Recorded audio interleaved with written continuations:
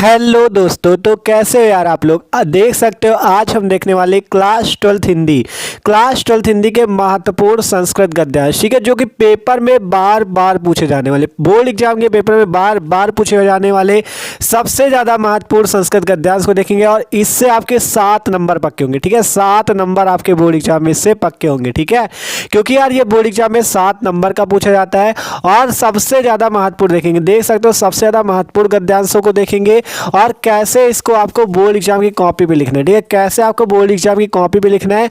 जैसे आपको अगर इस तरह से लिखते हो तो यार आपको एग्जामिनर पूरे नंबर देगा, ठीक है। एक चीज़ आप लोग जान लो कि मेन क्या होता है लिखने का तरीका। अगर आपका लिखने का तरीका अच्छा है तो आपको पूरे नंबर मिलते नहीं, 7 नंबर में 6 नंबर 5 नंबर ही मिलते हैं। तो आपको उस लिखने के तरीकों को सीखना है, कैसे बोर्ड एग्जाम की कॉपी पे आपको लिखना है। और सबसे ज़्यादा महत्वपूर्ण संस्कृत गद्यांश, अगर इनको तैयार कर लेते हो तो आपके 7 नंबर एग्जाम में पक्का हो जाएंगे, ठीक है।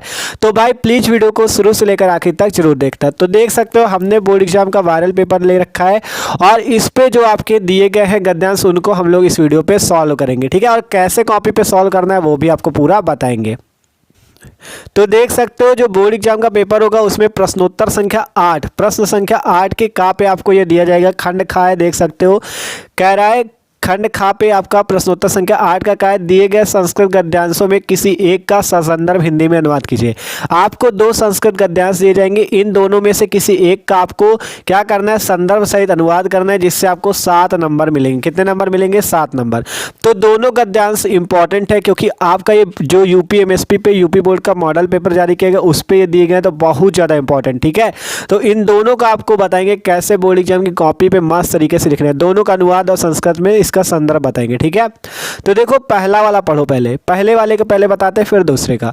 पहला है कि महामना विद्वान वक्ता धार्मिको नेता पटु पत्रकाराश्चासीत परमस्य सर्वोच्च गुण जन सेवयो आसीत यत्र कुत्रापि अयम जनानम दुखितान पीड्यमानाश्चा पश्यत तत्रैव सह शीघ्रमेव उपस्थिता सर्वविधम साहाम्य अनच अक्रोध, ठीक है, प्राणी सेव अस्य स्वभाव एवं शीत, ठीक है। तो ये आपका संस्कृत गद्यांश है जिससे आपको 7 नंबर मिलेंगे, ठीक है। अब कैसे आपको इसका संदर्भ लिखना है और अनुवाद लिखना है। देखो आपको यहाँ पे शुरुआत पे नाम से पता चल रहा होगा महामना विद्वान, महामना मालवीय चैप्टर का, ठीक है। शुरुआत पे ही पता चल गया किस पाठ का ये महामना मालवीय, महामना मालवीय आपका पाठ का है। आपका जो संस्कृत दिग्दर्शिका हिंदी का जो संस्कृत खंड है उसका महामना मालवीय वाला चैप्टर जो है आपका उससे लिया गया, क्योंकि आपको शुरुआत में ही दिख गया महामना। तो आपको इस गद्यांश का क्या लिखना है, पहले संदर्भ लिखना है फिर इसका अनुवाद करना है। तो पहले आपको बताया इसका संदर्भ कैसे ट्रिक से लिखेगी आपको 7 नंबर पूरे मिले, ठीक है। तो बस इसी तरह से वीडियो को देखते रहो। और यार अगर चैनल पे न हो तो चैनल को सब्सक्राइब और वीडियो को लाइक भी कर लेना। तो देखो आपको बताया कैसे लिखना है, ठीक है।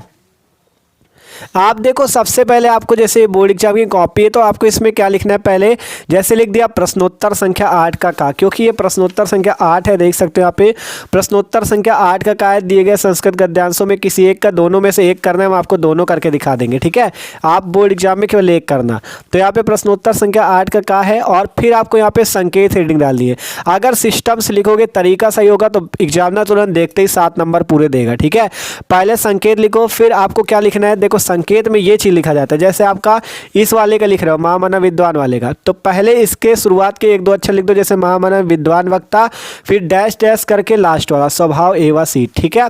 आपको जैसे शुरुआत का लिखा महामना विद्वान फिर डैश डैश करके स्वभाव एवं शीत, ठीक है, इस टाइप से लिखना है, जिससे एग्जामिनर को भी लगेगा, देखने से ही लगेगा कि हाँ भैया इस पे कोई बात है लड़के पे, ठीक है। तो तुरंत वो नंबर आपको देगा। अब आपको करना क्या है, इतना लिखने के बाद पहले तो प्रश्नोत्तर संख्या 8 का पढ़ा, फिर संकेत में महामना विद्वान डैश डैश करके स्वभाव एवं शीत, फिर संदर्भ हेडिंग पढ़ी। संदर्भ इसका कैसे लिखना है आपको हमने बताया, महामना मालवीय चैप्टर का ये वाला गद्यांश, ठीक है। ऊपर वाले की बात हो रही है, अभी नीचे का भी बताएंगे। तो महामना मालवीय चैप्टर का तो आपको यहाँ से लिखना है प्रस्तुत गद्य खंड। ये जो आपका संस्कृत गद्य खंड है आप चाहे लिख लो प्रस्तुत संस्कृत गद्य खंड या प्रस्तुत गद्य खंड। प्रस्तुत गद्य खंड लिख लो चाहे प्रस्तुत लिख लो, पहले लिखो प्रस्तुत फिर लिखो संस्कृत गद्य खंड। प्रस्तुत संस्कृत गद्य खंड हमारी पाठ्य पुस्तक संस्कृत दिग्दर्शिका, ठीक है। जो हमारी हिंदी पे संस्कृत खंड है उसका नाम है संस्कृत दिग्दर्शिका पुस्तक। ठीक है, तो सिंपल हम यहाँ से क्या लिखेंगे, प्रस्तुत गद्य खंड हमारी पाठ्य पुस्तक संस्कृत दिग्दर्शिका के महामना मालवीय नामक पाठ से उद्गृत है या नामक पाठ से लिया गया। या उद्गृत भी लिख सकते हो या पाठ से लिया गया है, कि कोई भी आप लिख सकते हो जो आपको आसान लगे। क्या लिख सकते हो, प्रस्तुत संस्कृत गद्य खंड हमारी पाठ्य पुस्तक संस्कृत दिग्दर्शिका के महामना मालवीय नामक पाठ से लिया गया है। ठीक है, लिया गया लिखो चाहे उद्गृत लिखो, जो आपको सही लगे वो आप लिख सकते हो। तो ये तो हो गया इसका संदर्भ, एकदम आसान है, आप एकदम मस्त तरीके से लिख सकते हो। प्रस्तुत संस्कृत गद्य खंड हमारी पाठ्य पुस्तक संस्कृत दिग्दर्शिका के महामना मालवीय नामक पाठ से लिया गया। अब इसका अनुवाद आपको समझाए फिर बताए कैसे लिखना है।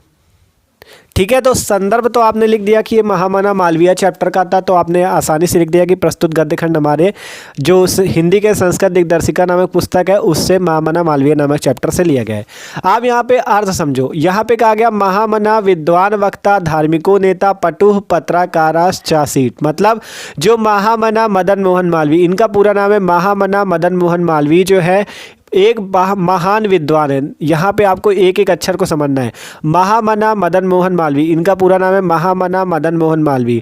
अब यहाँ से लिखना है वो क्या है, एक विद्वान है, वक्ता है, धार्मिक नेता है और क्या है, पत्रकार है। तो महामना मदन मोहन मालवीय एक महान विद्वान, वक्ता, धार्मिक नेता और पत्रकार हैं। ये हो गया पहली लाइन का।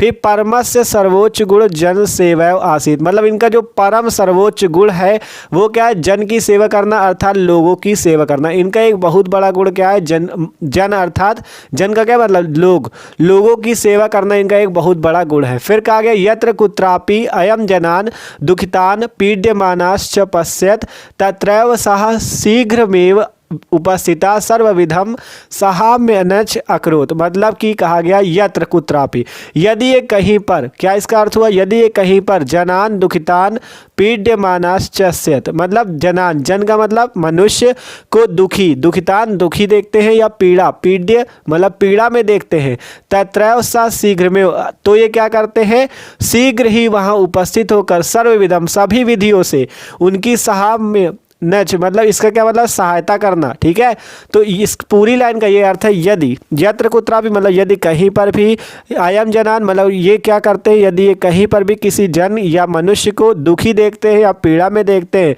तो ये क्या करते हैं, शीघ्र ही वहाँ उपस्थित होकर सभी विधियों से उनकी सहायता करने का प्रयास करते हैं। ठीक है, फिर कहा गया प्राणी सेवा अस्य स्वभाव एवं सिद्ध, मतलब प्राणी की सेवा करना इनका एक स्वभाव है। ठीक है, प्राणी की सेवा करना इनका एक स्वभाव है। अब आपको बताते कैसे लिखना है इसको।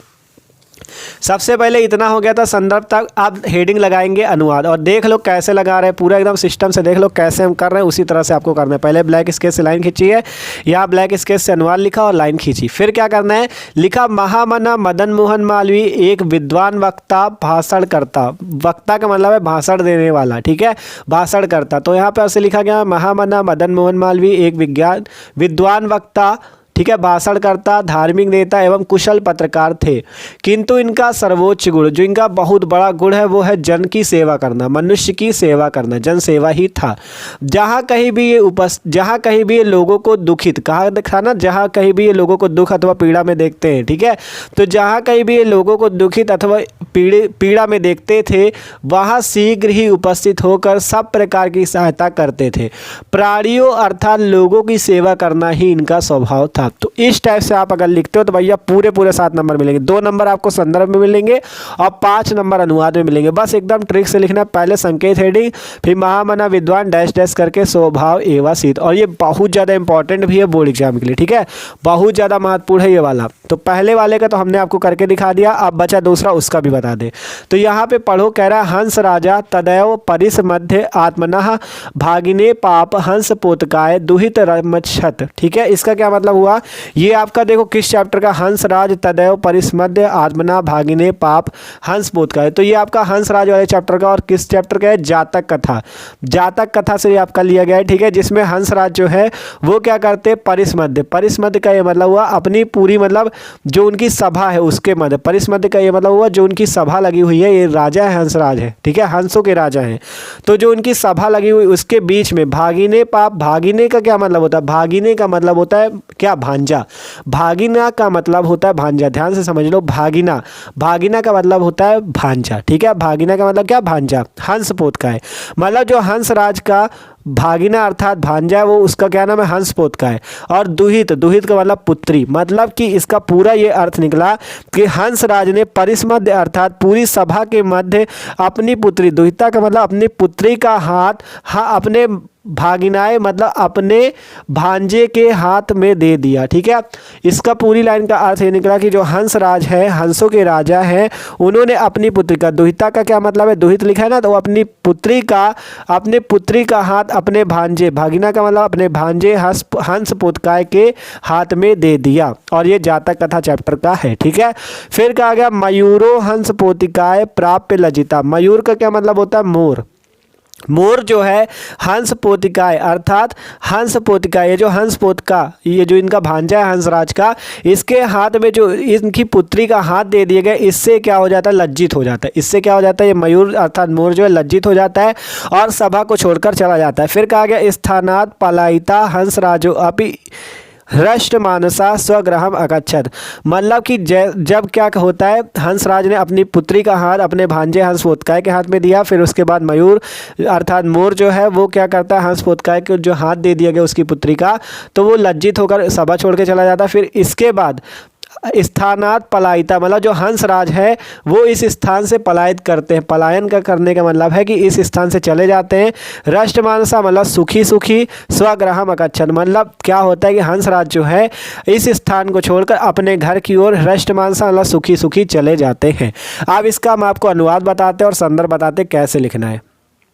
ठीक है, देख सकते हो पहले हमने क्या किया, यहाँ पे पहले हमने जैसे हंसराज और तदैव शुरू का था हमने वो लिखा, फिर डैश डैश करके अगच्छत लिखा। ठीक है, फिर संदर्भ में क्या लिखा आपको बताया, ये आपका किस जातक कथा का है और किस चैप्टर का, नृत्य जातकम। ठीक है, जातक कथा में कई खंड जैसे उलूक जातकम, नृत्य जातकम कई सारे हैं ना, तो ये नृत्य जातकम से, क्योंकि इसमें हंसराज और मोर की बात है, मयूर की। ठीक है, तो ये इसमें लिखा गया प्रस्तुत गद्य खंड हमारी पाठ्य पुस्तक संस्कृत दिग्दर्शिका के जातक कथा पाठ के नृत्य जातकम नामक शीर्षक से उद्गृत है। या यहाँ पे भी कर सकते हो, उद्गृत लिखो चाहे लिया गया, लिख सकते हो प्रस्तुत संस्कृत गद्य खंड हमारी पाठ्य पुस्तक संस्कृत दिग्दर्शिका के जातक कथा पाठ से नृत्य जातकम नामक शीर्षक से लिया गया है।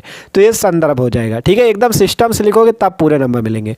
फिर अनुवाद क्या हुआ, हंसराज ने उसी परिषद या सभा, देखो कि यहाँ पे क्या कहा गया था, कहा गया था हंसराज तदैव परिषद, परिस का मतलब है परिषद के मध्य। ठीक है, परिस का क्या मतलब, सभा या परिषद के मध्य। ठीक है, परिस का मतलब है परिषद या सभा के मध्य। तो हंसराज ने उसी परिषद सभा में उपस्थित अपने भांजे, भागिना का मतलब था भांजे, हंस कुमार या हंस पोतकाय को अपनी पुत्री दे दी। और ये जो आपका क्या था, ये जो आपका था दुहिता, यहाँ पे था ना दुहिता, दुहित का मतलब है पुत्री दे दी। ठीक है, अपनी पुत्री को दे दिया। फिर कहा गया हंसराज ने अपनी पुत्री दे दी। फिर मोर, मयूर का था ना, मयूर जो था लज्जित हो गया था, तो मोर हंसराज की पुत्री को ना पाकर लजाया हुआ अर्थात लज्जित होकर उस सभा को छोड़कर भाग गया। फिर कहा गया हंसराज भी खुशी खुशी अपने घर की ओर चले गए। ठीक है, पलायन करके कहा गया था ना, यहाँ पे देखो स्थानात पलायिता मतलब वो क्या करे, आप सुखी सुखी अपने घर की ओर चले गए। तो इस टाइप से यार आपको करना है, एकदम सिस्टम से देख सकते हो कैसे हमने किया। पहले प्रश्नोत्तर संख्या 8, फिर संकेत में ये इस टाइप से लिखो, शुरुआत के 1-2 अच्छा, फिर डैश डैश करके लास्ट का, फिर संदर्भ इस टाइप से लिखना है, अनुवाद इस टाइप से। तो इस टाइप से लिख दो तो 7 नंबर आपके पूरे पक्के हो जाएंगे। और ये सबसे महत्वपूर्ण जो संस्कृत गद्यांश है उनको हमने आपको बताया। ठीक है, ये सबसे ज़्यादा महत्वपूर्ण संस्कृत के गद्यांश थे। तो आज की वीडियो पे यार इतना ही। अगर इस टाइप से आप लिखते हो जिस टाइप से आपको बताया, तो पूरे एग्जाम में नंबर देगा, क्योंकि मेन तरीका होता है लिखने का, मेन तरीका लिखने का होता है। अगर आप लिखने के तरीके को सीख गए तो अपनी भाषा में बना के लिख सकते हो। ठीक है, एकदम आसान था संस्कृत का गद्य। ठीक है, आपने खुद देखा कैसे हमने बताया, उसी टाइप से आप लिख लेना। ठीक है, तो वीडियो अच्छा लगा हो यार तो लाइक कर देना और चैनल को भी सब्सक्राइब जरूर कर देना। और अगर ये हिंदी का आप वायरल पेपर देखना चाहते हो तो चैनल पे अपलोड है, आप जाके देख सकते हो। ये यूपीएमएसपी यूपी बोर्ड ने खुद जारी किया। ठीक है, तो ये इंपॉर्टेंट वायरल पेपर, इससे क्वेश्चन फंसेंगे जरूर। ठीक है, तो okay, thanks for watching this video.